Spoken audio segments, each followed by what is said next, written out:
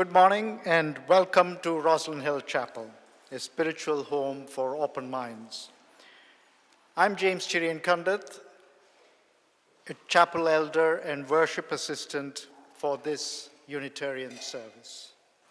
Whoever you are and however you are this morning, there is a space for you here. Whatever your race, gender, sexuality, class, age, and physical and mental capability, we welcome you in the spirit of love. During the service, there is a children's chapel and a creche for children called Bright Lights. Children under 2 are welcome in the creche but need to be accompanied by an adult. If you're watching at home, please join the virtual side aisle at midday. The Zoom link was in the weekly email, and you can find it via the link in the YouTube description. And those of you who are in the chapel, do join us for tea and coffee in the real side aisle after the service. After the service at 12:15, we have our monthly Soul Circle discussion to discuss the theme, Explore. This month, there will be 2 groups, one in the chapel and one online. And to join online, please use the same virtual side aisle Zoom link in the YouTube description. The online discussion will be led by our ministry assistant, Adam Slate. At 6 p.m. this evening,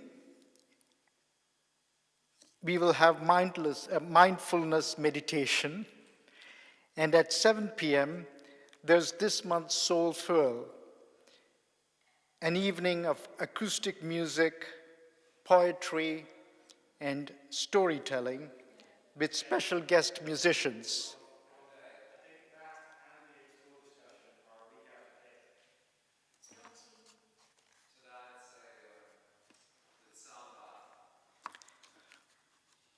I've been told that it's sound bath. This is the notice that I received today, and you can find information about these and all our activities on our website. If you prefer a paper copy, pick up the latest edition of our Open Mind newsletter at the Steward's table. A date for your diaries: male members of the Rosslyn Hill Chapel community who want to attend a male-focused event are invited to an online men's circle discussion on Monday, the 17th of July at 7 p.m., led by our ministry assistant, Adam Slate. The group will explore our relationship with the chapel community from men's perspective. There's a Zoom link on our website. And also don't forget our garden party picnic on Sunday, the 30th of July on the man's lawn, or depending on the weather, in the hall.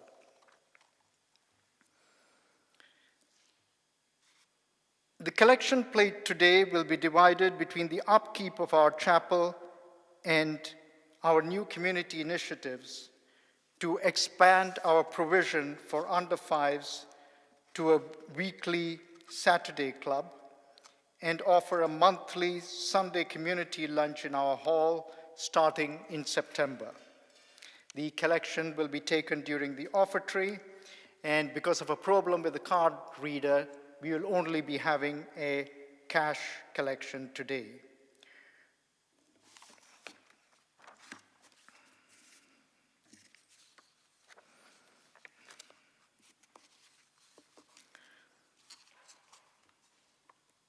I shall now light the chalice. We light the flame as a symbol of our liberal religious faith.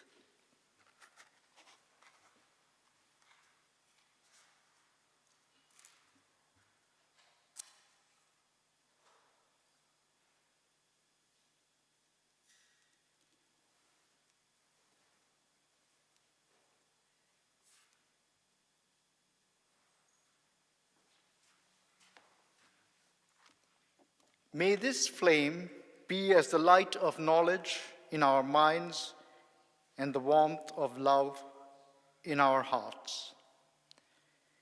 I shall now hand over to our worship leader for this morning's service, Julio Torres, who ministers at the Lewisham Unitarian congregation, and who some of you may know as he preached here, I think, last August. Julio.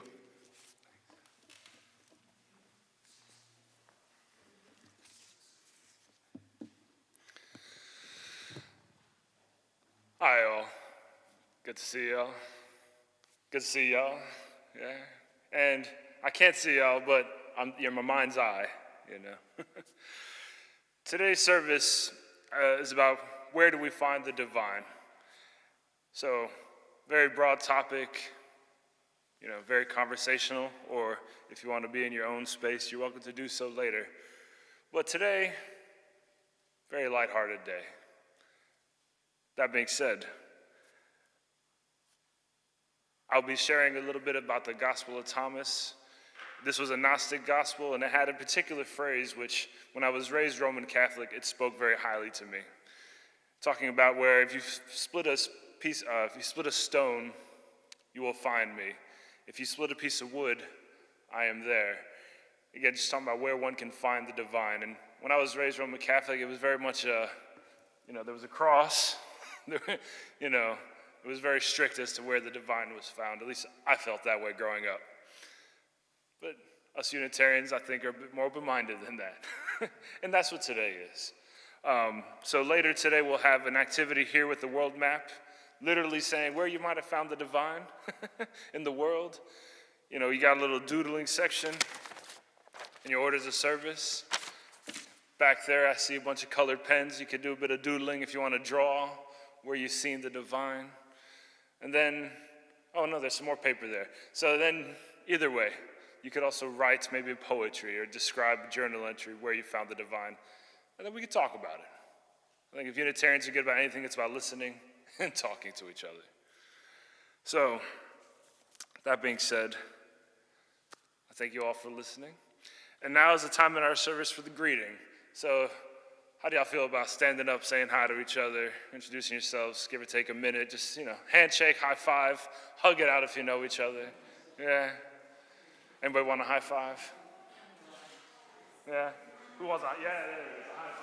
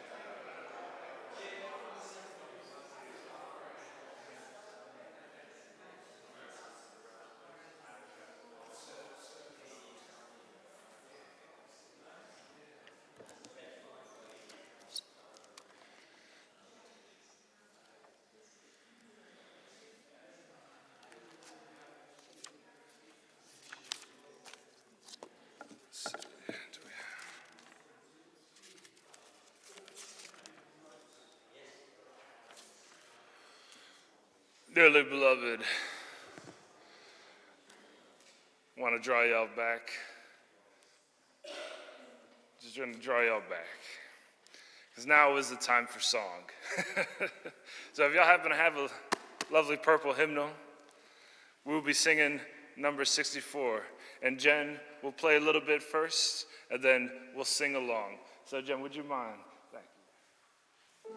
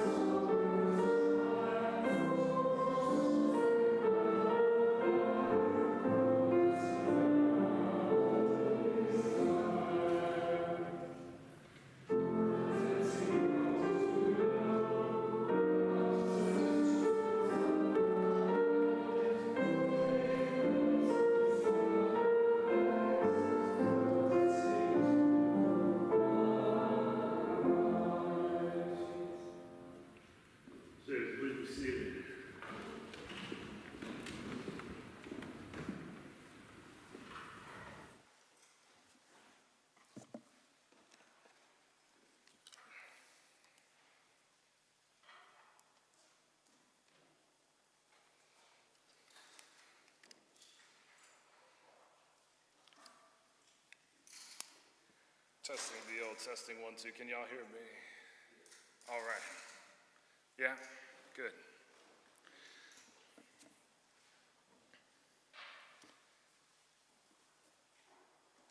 My visual aids today. A lovely map.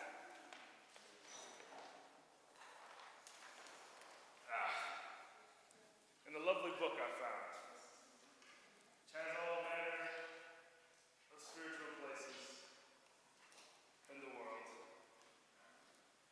All manner.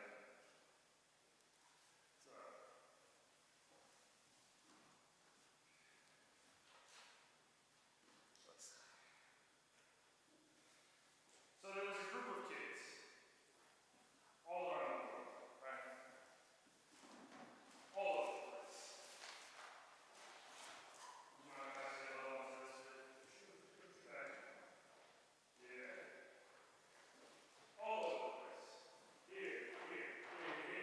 Yeah, all these kids. What are they all doing? They're playing hide and go seek. Okay. Anyone played hide and go seek before? Yeah, I see your hands. They're like some of your best friends? Okay. Well, each of them at the time happen to have this one best friend they're playing with. And they're looking for their best friend. They're playing hide and seek. They're looking. Lo and behold, they're still looking. And what happens? Man! They're magically transported to some place they hardly recognize. And the flashes go, poof! It's like a magic. What do they see? They see a random building. They don't know. Some of them recognize it. Some of them don't. They see another random building. No, it's the same building, but it keeps on transforming. They're looking. They're finding. What is this building? Where did it come from? No idea. Some of them were just suspicious. And they're talking. They're like, how can we understand each other? They all speak different languages. So they're talking, and they're all like, we're playing hide and go seek. And they hear a voice. I'm over here. I'm over here. Coming from this strange building that keeps on changing shapes. 1 minute the building's made of stone. Next thing you know, it looks like this. Next thing you know, it's made of wood. Like this. It just keeps on changing shape. Some of them are a bit nervous. They're like, what's going on? Is this a safe place? Some are like, ooh, there's treasure in the ground. Ooh, it's like an adventure. And others kind of wish they had Wi-Fi. They want to Google, what's the deal with magic bullets? And they're looking, and they recognize the voice. It's that friend that's playing hide and go seek. So they go into this building. They're looking around, and they're just like, whoa, what a building.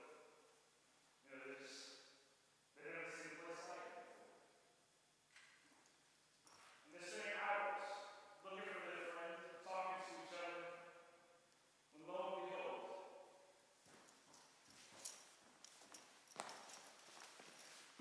a figure appears out of nowhere. And it's changing shape.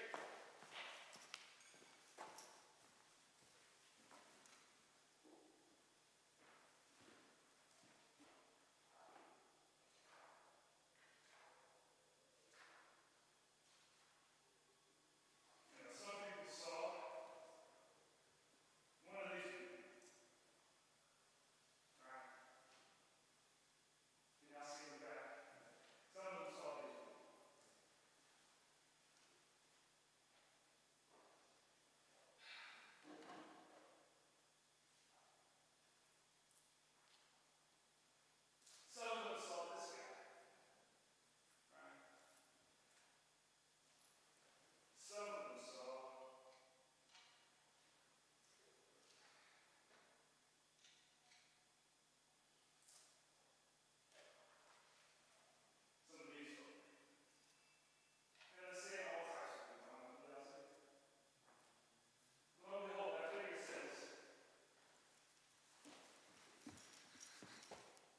Andrea, you found me. Then they're all like, well, it's my turn to go hide and seek. They go off and run after getting those food. And that's today's story. And that is called Interfaith Sanctuary. I made it up. I don't know if it's any good, but let me know.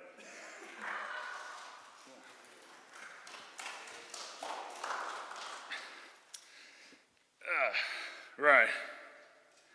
Now, time for a reading. Something a bit more sane, something a bit more structured.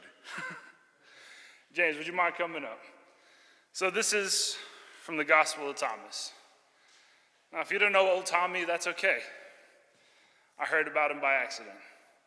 And just a quick heads up, sorry, James, just for 2 seconds. Any of y'all heard of the Gnostics? That a phrase? No? Some of y'all? The rest of y'all can learn. That's okay, no worries. So once upon a time, you had a bunch of people. They had different thoughts about a guy named Jesus. And in this particular book, about 114 things is just a bunch of sayings of Jesus. Don't know if it's true or not, but they're fascinating sayings. And so I read through them all, and I've asked James to read a few for us today. James, if you would, please. Thank you. Thanks, Julio. Gospel of Thomas, chapter 2, verses 1 to 2. Jesus said, "Let the one who seeks continue seeking until they find. And when that one finds, they will be disturbed. And once that one is disturbed, they will become awed and will rule over all people." Chapter 3, verses 2 to 3. "Rather, the realm is within you and outside of you. When you come to know yourself, then you will be known, and you will realize that you are the children of the living Father." 16, verse 1. Jesus said, "Perhaps people think that it is peace that I have come to cast upon the world. But they do not know that it is rebellion that I have come to cast upon the earth." 24, verses 1 to 3. His followers said, "Show us the place where you are, because it is necessary that we seek it." He said to them, "Whoever has ears to hear, hear. There is light within a person of light, and that one lights up the entire world. If that one does not shine, there is darkness." 38, verse 1. Jesus said, "Many times you long to hear the sayings that I am telling you, and you have no other to hear them from. The days will come when you seek after me, but you will not find me." 58, verse 1. Jesus said, "Blessed is the one who is disturbed by her discovery. That one has found life."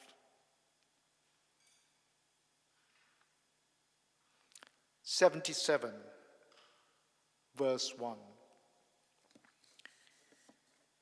Jesus said, "I am the light which is above them all. I am the all. The all has come forth from me, and all has split open before me. Lift the stone, you will find me there. Split the piece of wood, I am there." in chapter 113, verses 1 to 3. His followers said to Jesus, "When will the realm come?" It will not come by looking for it. It will not be a matter of saying, "Here it is," or "Look, there it is." Rather, the realm of God is spread out upon the earth, but people don't see it.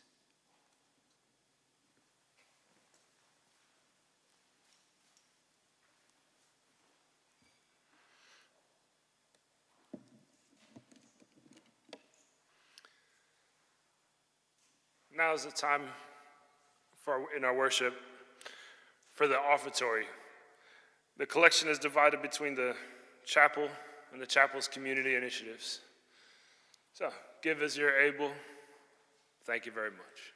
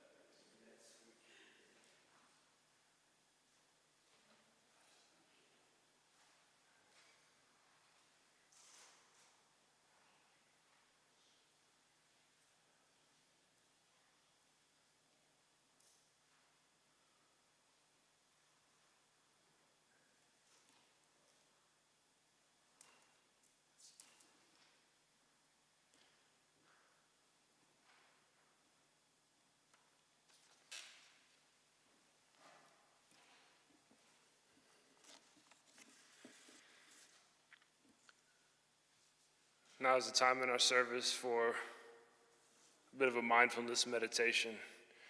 But today, I would ask y'all to, when I indicate to y'all, respond, "It takes a village to raise a child." So let's practice that one time together. It takes a village to raise a child. Quick learners. I will motion to y'all. It'll be very dramatic. It is important for our children to know that they are cared for, to know that they are part of a larger family, an important part of the human picture. And it takes a village to raise a child. It is important for our children to believe in themselves, to trust in themselves, to know that they can make a difference. It takes a village to raise a child. It is important for our children to know our Unitarian values, to find ways to live them in their daily lives, and to realize that the choices they make are important. It takes a village to raise a child. It is important for our children to explore truth and meaning. This is the Jewish, the Christian, the Hindu, the Islamic, the neo-pagan, all the world's religions. And to know that Unitarianism is a religion worth having. It takes a village to raise a child. And it is important for our children to experience the divine, whatever we call it, the spirit of life, God, Goddess, the all-encompassing universe, to feel a sense of the awe and grandeur of the world, to live lives of empathy and compassion. It takes a village to raise a child. I thank y'all for joining me.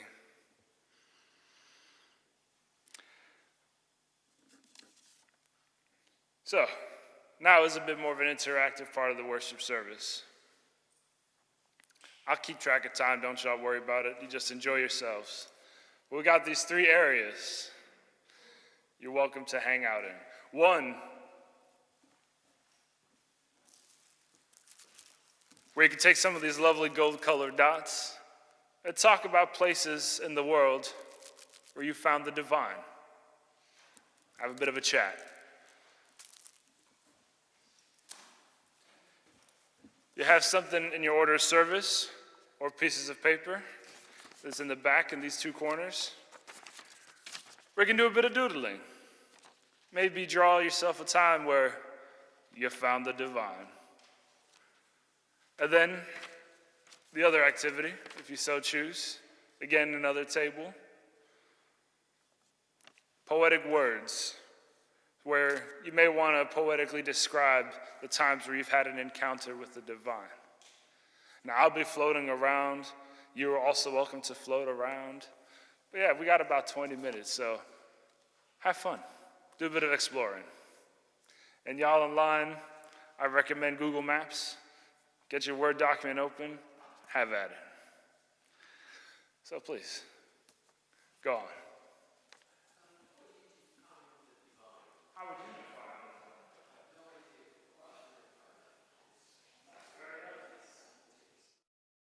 This is particular scenario. Yeah. What's going on? This is the brain. I think we'd all like to get an answer. My answer? Well, see, I've called the divine the universe when I've had a very meaningful, all-inspiring moment in my life. That's what I would call the divine. So once I was a Unitarian church in Arizona, and I couldn't help but cry when people sang. And I was in tears for about 10 minutes. And there I found the divine. Another time I cried, there's a lot of tears in my journey. And I was just walking back.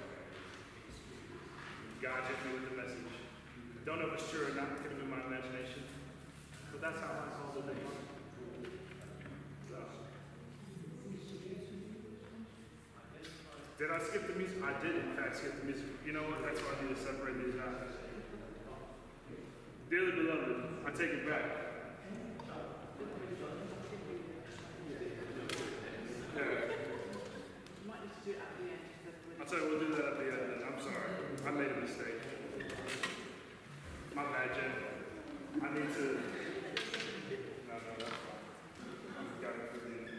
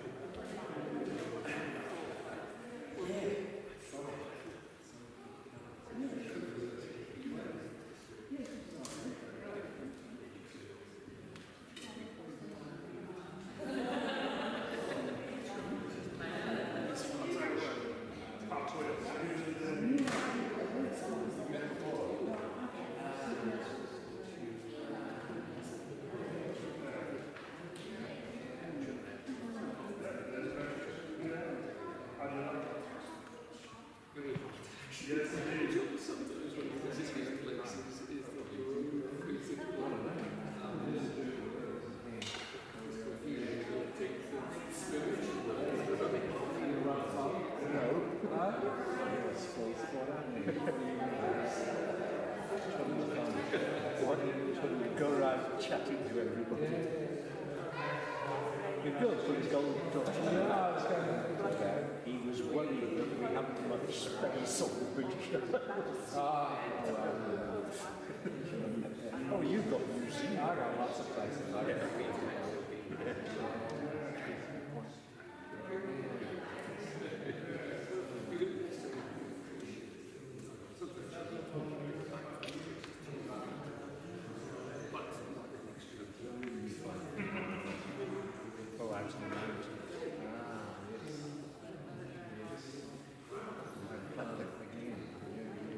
Had the good fortune to go to Everest Base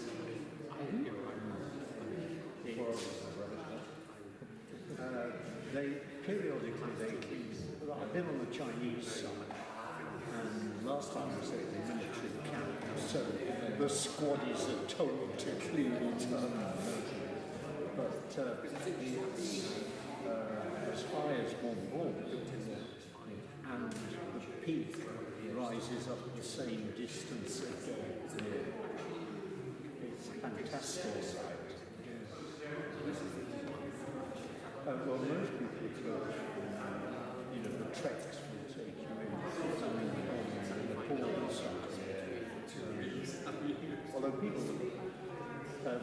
you can drive a jeep to the base camp on the other side. But there's a famous monastery called the view. I was familiar with as a teenager from the pre-war expeditions when you couldn't go into Nepal photographs, and the only photograph they have of the then incarnation of their Lama is from the expedition, so they have it flowers around the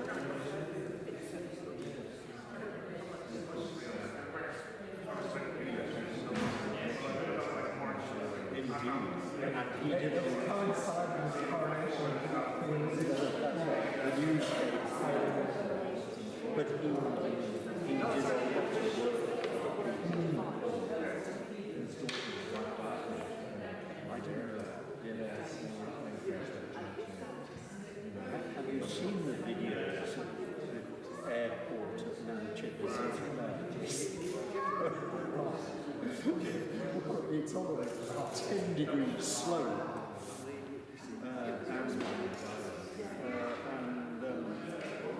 Of course, that slows them. Planes can therefore only land one way. So they stop up the slope, and when they take off, they go down the slope and out into the valley. Definitely not the famous part. But the 53 expedition took, I think, a week to get there.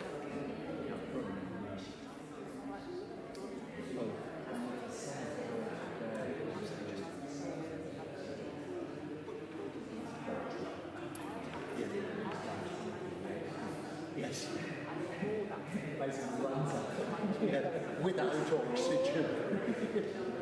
But it reminds you of who the carbon in that part of the world, or who mastered it. Yeah.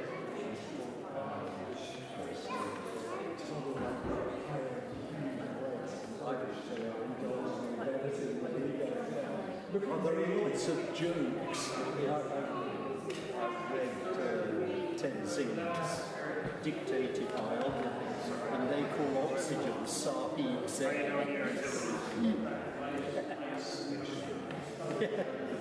Old serpent joke is when the packs are made up at the beginning of the day, you get a huge rock and put it in someone else.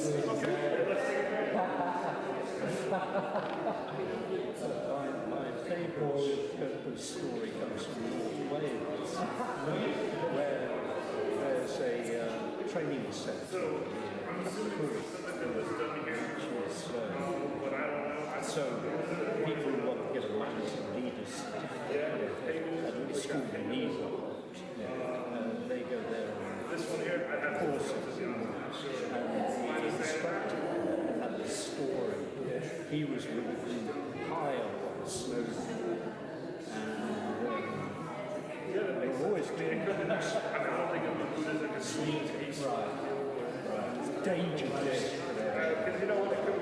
So they were up there, and these two people came into sight. Westerner, both wearing shorts and t-shirts. Westerner with walking shoes, but the Easterner just with sneakers. So one of the teachers said to me, so go and speak to him. So they went and spoke. And the Westerner said, I'm sorry, he doesn't speak English, would you like me to translate for you? So he said, yes, can you tell him it's not safe to walk on the mountain in sneakers. Conversation with the language. And the Westerner says, the Sherpa says, would it be safe if he took the sneakers off and walked in his bare feet? Yeah, that's a story really good that happens to me because my father was during the thousands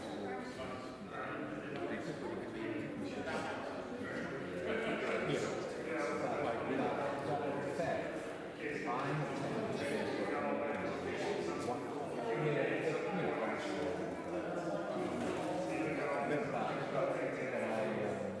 it's a very interesting point because I know that this is my answer, negative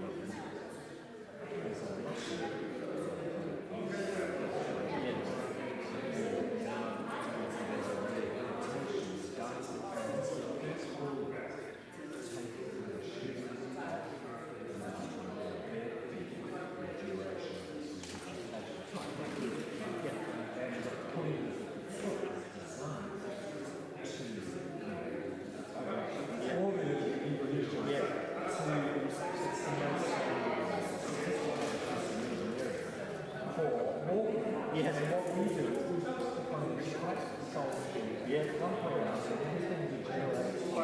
Yes.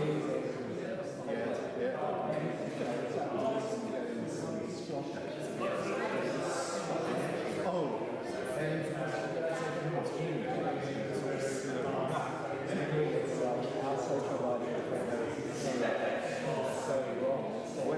When I'm in with Jim, there's a Chinese lady, almost certainly from Hong Kong, and I do stretching analysis.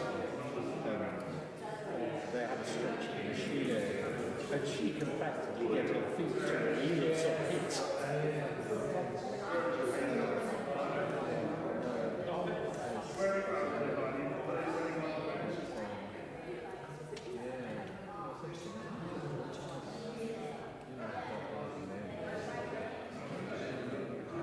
I've heard quotes about sport and wood and you'll see there. And of course, Thomas is also the contradiction. It's not single. Yeah.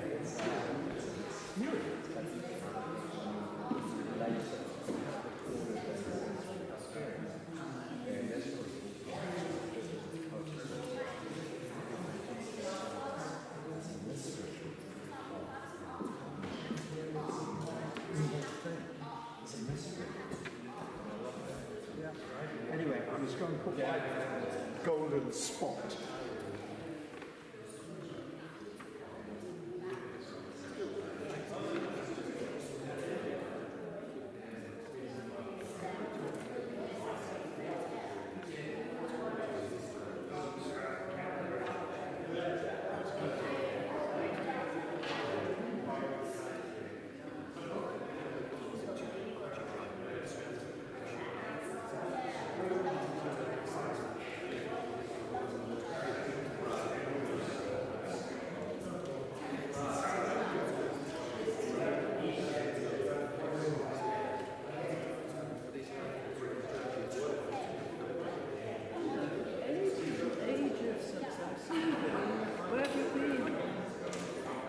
Oh, right, yes, lots of long, a great chunk of time.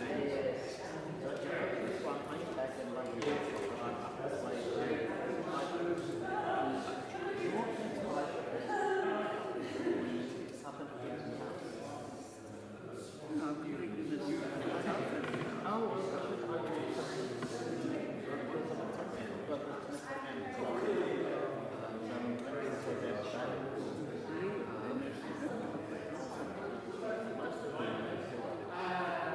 But that's because we're all getting older. We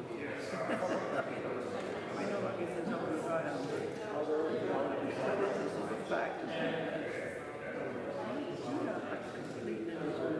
So this is national trust now.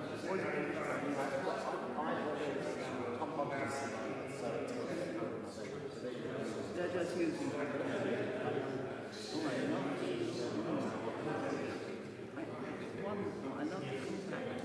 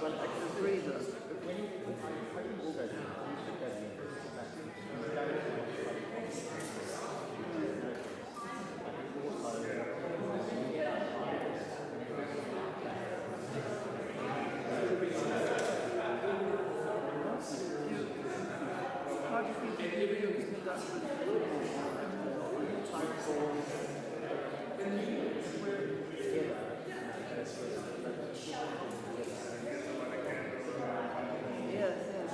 Well, it'd be great to have some actually real together time. Are you going to dancing all the time? They dance. Yes. Down on the I don't know, but this is the agent here. He's European, I'm sure. My God. Yeah. I don't know. Listen out him. Okay. Oh,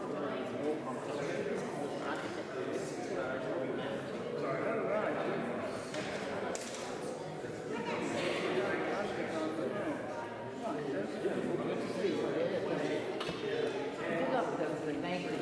With young people, things are precious, aren't they? I want them to be all right.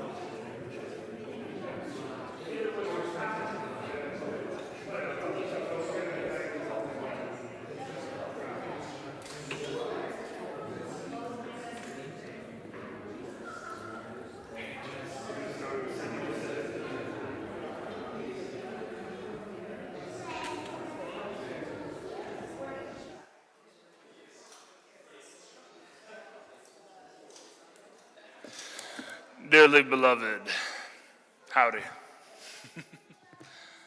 I hate to interrupt the conversation, so no rush. No rush. So, we're going to do a couple minutes of music for reflection. And this will also be a time where if you're welcome to light a candle, any joys, concerns, or anything on your heart. And at home, if you have a thing of candles, I highly recommend it. I find it a very cathartic time to light a candle. That being said, Jen will lead us in a bit of music. No pressure to come up and light a candle, but you're welcome to do so. And I'll get back to y'all when Jen has properly led us in a solid piece of musical meditation. Thank y'all.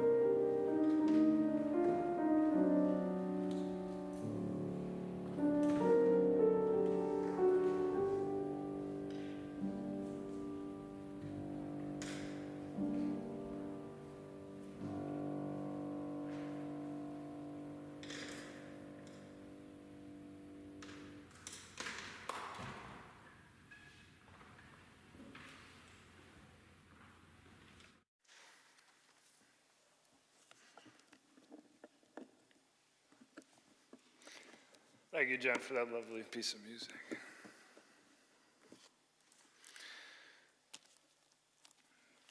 And next in our order of service is right back to this lovely purple hymnal. It's hymn 142, Shining Through the Universe. You're welcome to stand or sit as you prefer. Again, Jen will play it through one time, and then we could all enjoy a bit of song. Thank you.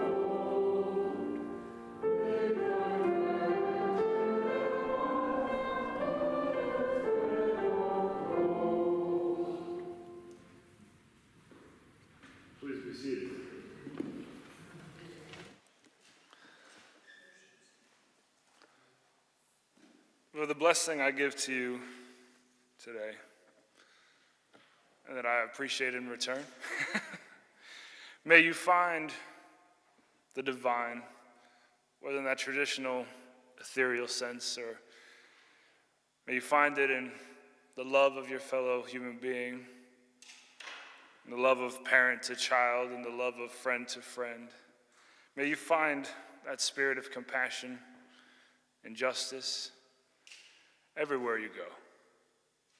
For wherever you lift a stone, for wherever you put your foot, for wherever you rest your head, there is the spirit of love and compassion. I thank you all for joining today's worship, and Jen will play a lovely postlude. Amen and blessed be.